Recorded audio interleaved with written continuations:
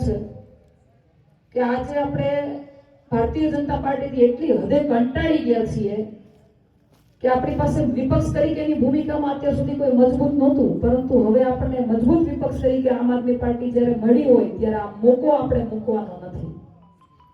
આમ તો મારા વિડીયો જોયા હશે એટલે દરેક મુદ્દા ઉપર તમે મારી વાતો સાંભળી હશે, બધું તમને ખબર છે, પરંતુ આજ મારે તમને એક બે ટકોર કરવી છે. ચૂંટણી જેમ જેમ નજીક આવશે ને એમ આ તમામ લોકો આજે ટોળકી જે ઉતરી છે ને અત્યારે આખું ઘર પરિવાર સાથે 15 નેતા બીજા બધી જગ્યાએ જ્યાં જ્યાં અમે સભા કરીએ છીએ ત્યાં ત્યાં જઈને બીજી સભાઓ કરવા માંડે છે. અત્યારે આપણી બાજુમાં ક્યાંક સભા ગોઠવી છે કે આપણી સભા ફ્લોપ થાય એના માટે, પણ તમારા બધાની તાકાત જોઈ મને એવું લાગ્યું કે ના હવે પરિવર્તન આવી જાય. આ લોકો શું કરે છે, ગામે ગામ એક એક જાતિના આગેવાનો રાખ્યો. એક પટેલ સમાજનો હોય, પટેલ સમાજનો વળી એક કડવા પટેલનો હોય, એક લેવા પટેલનો હોય, એક દલિત સમાજમાંથી, એક ક્ષત્રિય સમાજમાંથી, એક કોળી સમાજમાંથી આગેવાનો રાખે. ઈ આગેવાનો આ બધા આ જે છે કે નેતા છે ને ઈ બધાની વાહવાહી કરે, બે ત્રણ નેતા છે ઈ આગેવાનોની વાહવાહી કરે. એના થ્રુ તમારું કામ કરવાનું. જો તમે ડાયરેક્ટ વયા જાવ તો પછી વળી પાછું તમને ઠપકો પડે, થાય ને એવું. અને ઈ પાછો આગેવાન છે ને ઈ ચૂંટણી ટાઈમે તમારી પાસે આવે, ભાઈ જો દેવો મત આને જ દેવાનો છે, મત આને જ દેવાનો. પછી 5 વર્ષ ક્યાંય દેખાય નહીં. દેખાય 5 વર્ષમાં બીજા તમારા કામ થાય કોઈ દી? આ રોડ જોયો ને, ઈસદાનભાઈ આવ્યા, તમે ભાઈ રોડ ઉપર આવ્યા, કેવો રોડ છે અમારો, પેરિસ છે. આખા ગોંડલ તાલુકાની આ હાલત છે, આખા ગોંડલ તાલુકાની અંદર. હમણાં અમારા અતુલભાઈ કાછડિયા અહીંયા બેઠા છે, ચરખડી તાલુકા પંચાયતના ઉમેદવાર. એના ગામમાં સભા કરીએ, અમે ડોર ટુ ડોર કરીએ ને પછી એના ગામમાં સભા કરીએ. સભામાં માફી માંગતા હતા, તમે વિડીયો જોયો હશે. સભામાં માફી માંગતા હતા, અટાણ સુધી ધાક ધમકીથી કર્યું બધું. મત આપજો નકર તમારા કામ નહીં થાય, ડરાવી ધમકાવીને રાખ્યા તમને. હવે ખબર પડી ગઈ આપણા પાયા હલી ગયા છે, એટલે હવે માફી માંગવા માંડ્યા કે અમારી ક્યાંય ભૂલ થઈ ગઈ તો માફ કરી દેજો, પણ મત અમને દેજો. એટલે આવું કરીને તમને ભરમાવશે, તમને ભોળવશે, ભાઈ સાહેબ બાપા કરશે, લાચાર થઈ જાય તમારી સામે. પણ આ 30 વર્ષનો ઇતિહાસ તમારે ભૂલવાનો નથી. આ 30 વર્ષની અંદર જે મર્ડર એને કર્યા છે એ ભૂલવાના નથી, જે દાદાગીરી તમારી ઉપર કરી છે તમારે ભૂલવાની નથી. જાહેર સભામાં આવીને કહેતા હતા મારા ને મારા પરિવાર સિવાય કોઈને ટિકિટ નહીં મળે ભાજપમાંથી. એ તમારી સામે નતમસ્તક થઈ ગયા છે. શું કામ? કારણ કે તમે તમારી તાકાત એને દેખાડી દીધી છે.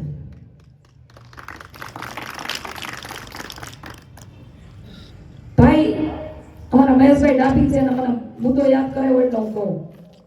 2 દિવસ પહેલા અમે વેકરી ગામની અંદર ફરતા ફરતા નીકળ્યા. લોકોએ અમને રોડ રસ્તાની એની વેદના કીધી.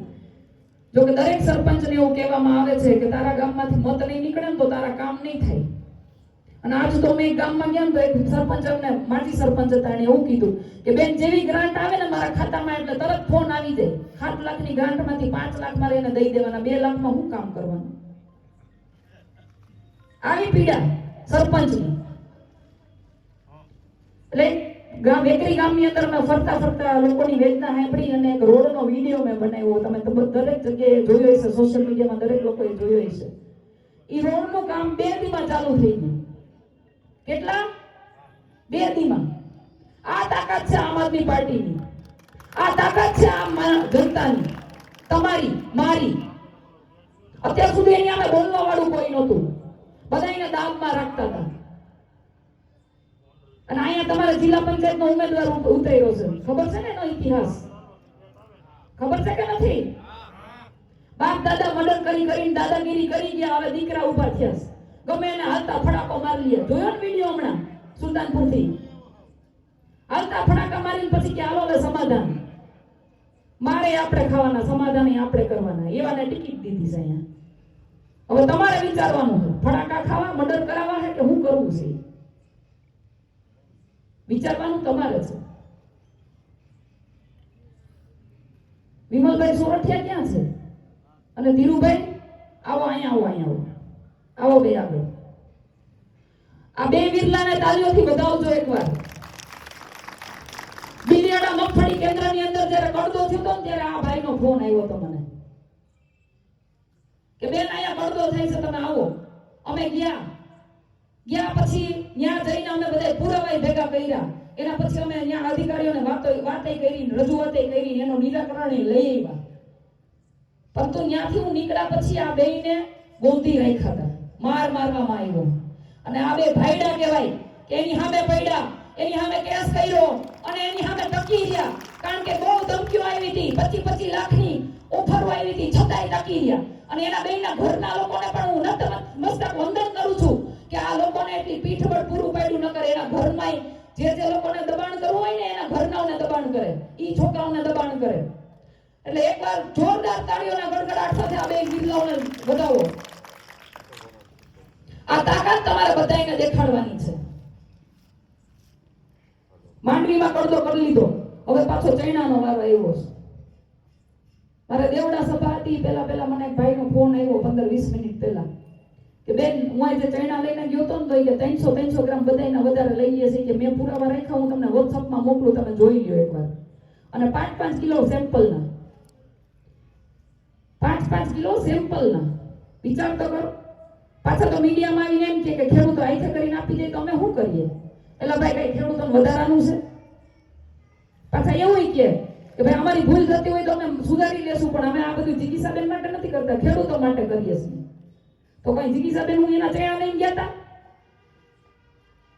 ખેડૂતો માટે કરતા હોત તો ખેડૂતો એને કડદા થાય ત્યાં સુધી તમારું ધ્યાન ન પડે?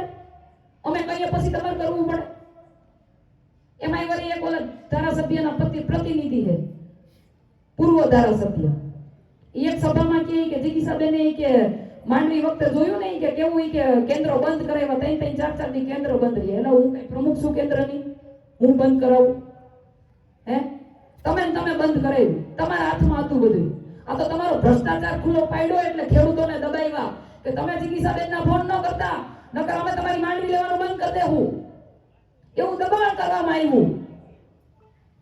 તમને દબાણ કરી અને તમને બધાને શાંત પાડવામાં આવ્યા ને. આજ તમારા અત્યારે મોવિયા જિલ્લા પંચાયતમાં જેને ઉમેદવારી કરી છે ભારતીય જનતા પાર્ટીમાંથી, એ લોકો જ્યારે વીસી નો મુદ્દો આવ્યો ને ત્યારે મીડિયામાં આવીને કહેતા હતા, શું કહેતા હતા? ભ્રષ્ટાચાર કરવા દો ને, અમે રાજીનામા આપી દેવું. જોયો છે ને બધા મીડિયામાં વિડીયો? હું તો રોજ વિચારું કે આજ રાજીનામા પડે, આજ રાજીનામા, રોજ પેપર ખોલી દેવું, રોજ મીડિયા ચેનલો ખોલી દેવું, રાજીનામા ન પડે. એના કરતા એમ કીધું હતું કે વીસી નું સરકાર શોષણ કરે છે તો એનો પગાર મહિને 20,000 રૂપિયા કરી નાખો, નકર અમે રાજીનામા આપી દેવું. પણ એવું ન કહે. હું કામ ન કહે? કારણ કે ઈ ભ્રષ્ટાચારમાં એની ભાગીદારી હોય. મહિને 20,000 રૂપિયા લેવા પોહાય કે 2-2.5 લાખ રૂપિયા 15 દીમાં કમાવા પોહાય? અને કોના પૈસા? કોના? મારા ને તમારા, આપણા ટેક્સના પૈસા. હું કામ દઈ દેવાના? દર વખતે આપણે શું કામ માર ખાઈએ? બીજું આ લોકો દર વખતે છે ને કિમિયો કરે છે જાતિવાદનો. હું કોઈ પણ મુદ્દો લઈને આવું ને એટલે એની પાસે બે જ વાત હોય. બેન જાતિવાદ કરે છે ને બહારથી એવા હારી જાય એટલે વયા જાય. બે જ વાત ઉપર તમને ભરમાવે. હવે મને કહેજો બધા હાથ ઊંચો કરીને કે હું રોડ રસ્તાના પ્રશ્નો માટે જ્યારે મારો અવાજ ઉઠાવું છું તો હું ખાલી એક જ જાતિ માટે ઉઠાવું છું. એ રોડ બનવાના ચાલુ થઈ ગયા, એમાં 18 વર્ષના લોકો ચાલે છે કે ન ચાલતા? હોકારો કરો ને, ખબર પડવી જોઈએ. પાણીનો પ્રશ્ન ઉઠાવ્યો, નદીઓના પ્રશ્ન ઉઠાવ્યા, લાલ પાણી, કાળું પાણી, પીળું પાણી, ચોખ્ખું પાણી ક્યાંય મળતું જ નથી. તો એ પ્રશ્ન હું એક જ જાતિના લોકો માટે ઉઠાવું છું કે 18 વર્ષના લોકો માટે ઉઠાવું છું? પરંતુ એ ક્યાંક ને ક્યાંક ડરી ગયા છે એટલે જાતિવાદ એવું તમારા મગજમાં નાખી અને તમને ભરમાવે છે. આ ભરમમાં આવતા નહીં. દર વખતે ભારતીય જનતા પાર્ટીની આદત છે કે ઈ દર વખતે જાતિવાદ કરીને આપણી ઉપર રાજ કરે છે. ભાગલા પાડો ને રાજ કરો, વધારે થાય તો ભારત પાકિસ્તાન કરી નાખે. આજ એની નીતિ છે. મુદ્દાની લડાઈ કોઈ લડતું નથી. મત લેવા આવે તો તમને એમ કહે કે અમે આ રોડ કરી દેવું, ફલાણું કરી દેવું, ઢીકડું કરી દેવું. ચૂંટણી પૂરી થઈ જાય પછી તમે અહીંયા ધક્કા ખાઓ ને તો તમને કોઈ જવાબ નથી દેતું. એક સોડાની બાટલી પાઈને બેટા કરી દે ને. મને ઘણાએ કીધું કે બેન ત્યાં જાય ને એટલે સોડાની બાટલી તો પાય જ, બીજું કઈ દે કે ન દે. એટલે આજે મારે તમને સૌને એ કહેવું છે કે આ મોકો મળ્યો છે તમને, આ મોકો હાથમાંથી ન જવા દેતા. અત્યાર સુધી બધાને કીધું ખેડૂતોની આવક બમણી થશે, યુવાનોને રોજગાર મળશે, 15 લાખ રૂપિયા તમારા ખાતામાં આવશે. કેટલાના ખાતામાં આવ્યા મને હાથ ઊંચો કરીને કહેજો જી. ખેડૂતોની આવક બમણી થઈ? આવક થઈ ને બમણી? આવક બમણી નથી થઈ. યુવાનોને કેટલાને નોકરી મળી? રોજગાર ધંધા કેટલાના ચાલે છે? આમ જરાક હાથ ઊંચો કરીને કહેજો જી ને. આ મોંઘવારીમાં કોઈને પૂરું થાય છે? પાયમાલ કરી દીધા આપણને, પાયમાલ. એક વીઘે આપણને સહાય કેટલી આપી હતી? 3200 રૂપિયા. એમાં ખાતર બિયારણ નહોતા થતા, ખબર હે ને? તમારી પાસેથી જે પૈસા ઉઘરાવે છે ટેક્સના, એ પૈસા ક્યાં જાય છે હું તમને કહું. સેમડા કેટલા ગયા છો? સેમડા ગામની મુલાકાત લીધી છે કોઈએ? ગઢ જોયો છે? ગઢના કાંકરા જોયા છે? કેટલા ઊંચા છે ઈ જોયા છે ને? આપણે ભલે ને આમ સેડે સિમેન્ટના થાંભલા ખોડીને ફેન્સિંગ મારતા હોય અથવા તો ગમે કાટાડી વાયર નાખી દેતા હોય, આપણને શું ફરક પડે? આપણે કઈ ખોટા કામ કરવા નથી. આ સેડેથી ઓલા સેડે ભલે ન કરવું દેખાય, પણ આને દિવાલ ઊંચી કરવી પડે. શું કામ? કારા કામ બધા અહીંયા જ થતા હોય. ઘણાની જિંદગીઓ બરબાદ કરી નાખી છે ગઢના કાંગરાવે. ઘણાને રવાડે ચડાવી દીધા, મને બધી ખબર છે. ઘણા લોકો મને કહે, મહિલાઓ મને ઘણી કહે છે કે અમારા છોકરાઓને કેવા રવાડે ચડાવ્યા છે. બાજુમાંથી રોડ જાય છે, રોડ જોયો છે? ગઢની બાજુમાંથી રોડ જાય, રોડ જોયો છે કોઈએ? કેવો ટકાટક રોડ છે, એ કઈ કાકરી નો ખરે. ગઢ ચાલુ થાય ત્યાં એક મસ્ત મજાનો એક દરવાજો, ગઢ પૂરો થાય ત્યાં એક મસ્ત મજાનો દરવાજો. બાજુમાંથી એક નદી જાય છે, એ નદી ઉપર ડેમ બાંધેલો છે, ને એટલું ચોખ્ખું પાણી એટલું ચોખ્ખું. અને આપણી નદીઓમાં લીલ જમતી હોય, કારખાનાના પાણી ભરતા હોય કેમિકલ વાળા. માથે બાંધકામ કર્યું છે નદીમાં, નદીની અંદર. સાંભળજો આ બધું, નદીની અંદર બાંધકામ કર્યું છે. ત્યાં ડિમોલેશન ન આવે, ડિમોલેશન તમારા ગામમાં આવે. આવ્યું છે ને? આ બધો રૂપિયો ક્યાંથી આવે છે? ક્યાંથી આવે છે આ બધો રૂપિયો? ત્રણમાંથી કઈને જોયા છે કામ કરતા? પાવડો લઈને કઈ નાકું વારતા જોયા ને કોઈએ? ક્યાંથી આવે છે પૈસો? તમારા ખીચામાંથી, એપીએમસી માંથી, નગરપાલિકામાંથી, નાગરિક બેંકમાંથી, સરપંચની ટકાવારીમાંથી. તાલુકા જિલ્લામાં તમે કોઈને ચૂંટીને મોકલશો તો એમાંથી ટકાવારી લે. રોડ રસ્તાના કોન્ટ્રાક્ટ હશે તો 20-20% હાલે. તમે વિચાર તો કરો, 20-20% ભાગીદારી. ગ્રાન્ટ પાસ થાય એટલે 20% અહીંયા મૂકી આવવાના જ, તો તમારી ગ્રાન્ટ પાસ થાય, બાકી નો થાય. એટલે તમને નથી મળતું કાંઈ. એટલે આઝાદીના આટલા વર્ષ પછી પણ આપણે આપણા મૂળભૂત અધિકારો માટે વલખા મારવા પડે. તમે વિચાર કરો, હું આપણે આવી જિંદગી જીવવાની છે? એક જિંદગી મળી છે, આવી રીતે જીવવાની છે ગુલામીમાં. મારે તમને બધાને પૂછવું છે, આઝાદીની બીજી લડાઈ હું એટલા માટે કહું છું કે પહેલા આપણે લોકો અંગ્રેજોના ગુલામ હતા, હવે આવા નેતાઓના ગુલામ છીએ. અને એવા નેતાઓને આપણી માથે બેહાડી દીધા છે કે જે આપણી ઉપર દાદાગીરી કરે, દબંગાઈગીરી કરે. એવા નેતાઓને બેહાડી દીધા. એક સમય હતો મોદી લહેરમાં, કાળા કૂતરાને ઉભા રાખે ને તો એ જીતી જાય. આપણે જ કહેતા, બધા આપણા મોઢે જ કહેતા ને કે ભારતીય જનતા પાર્ટીમાં કાળું કૂતરું ઊભું હોય ને તો એ જીતી જાય, કહેતા ને. હવે એ કાળા કૂતરા થયા છે હડકાયા, અને એ હડકવાની રસી અટાણે તમારી પાસે છે.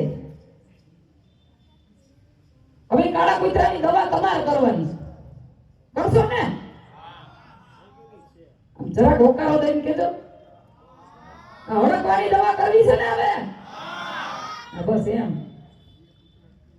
એટલે બે હાથ જોડીને વિનંતી કરું છું કે તાલુકા પંચાયત અને જિલ્લા પંચાયત બંનેની ચૂંટણીમાં બંને બટન સાવરણાનું દબાવજો, નહીતર પાછા કામ નહીં કરવા દે. તો તમે જ કહેજો, કેવો અમને કે કામ તો થતા નથી, માથે એને બેહાડશો તો.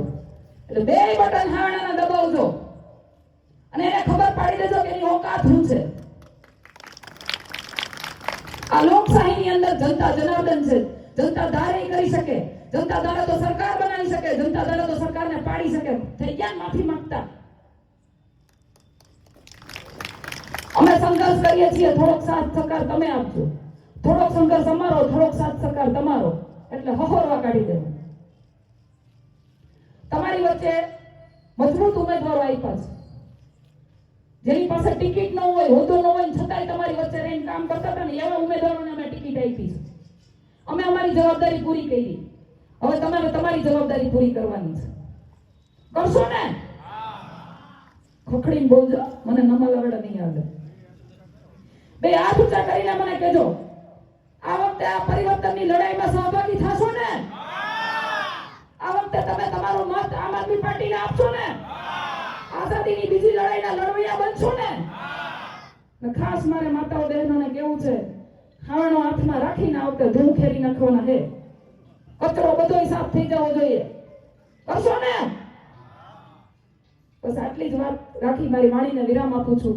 ફરી એક વખત જયઘોષ સાથે આપણે નીંદર ઉડાડીએ એ લોકોની.